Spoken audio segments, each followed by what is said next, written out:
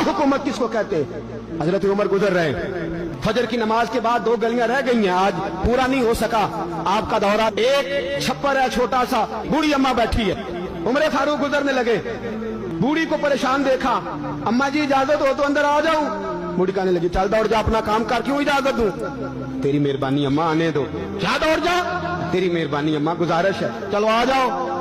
अंदर आ गए उमर फारूक। अम्मा क्या परेशानी है, क्या बात? अम्मा कहने लगी खामद इंतकाल कर गया, औलाद अल्लाह ने दी कोई नहीं, मैं गरीब हूँ, 3 दिन से रोटी नहीं खाई, 25 दिनार का कर्जा चढ़ गया है, मुझे उमर फारूक से बड़ी शिकायत है।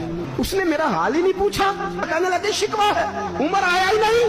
तो उमर कहने लगे अम्मा उमर को क्या पता कि तू इस हाल में है? कहती है नहीं पता उमर को, तो उमर से कहो छोड़ दे हुकूमत, उसके हवाले करे जो खबर रख सकता है। हजरत सैयदना नाफे फरमाते हैं जिसके सामने किसरा और रूम के बादशाह कांपा करते थे, मैंने उस उमर को बूढ़ी अम्मा के सामने कांपते हुए देखा।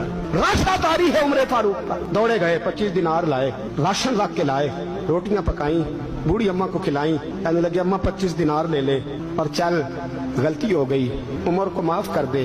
अम्मा बोली, बोल के कहने लगी मैं नहीं माफ करती, एक दफा कब्र में जा लेने दे, मेरे रसूल आएंगे तो मैं उमर की शिकायत करूं। अमीरुल मोमिनीन होके उमर फारूक अम्मा के कदमों में बैठ गए, कहने लगे अम्मा उमर कमजोर है, हुजूर का सामना नहीं कर सकता, तेरी मेहरबानी नबी पाक के सामने शिकायत ना करना। अम्मा कहने लगी चल मैं तेरी खातर माफ कर देती।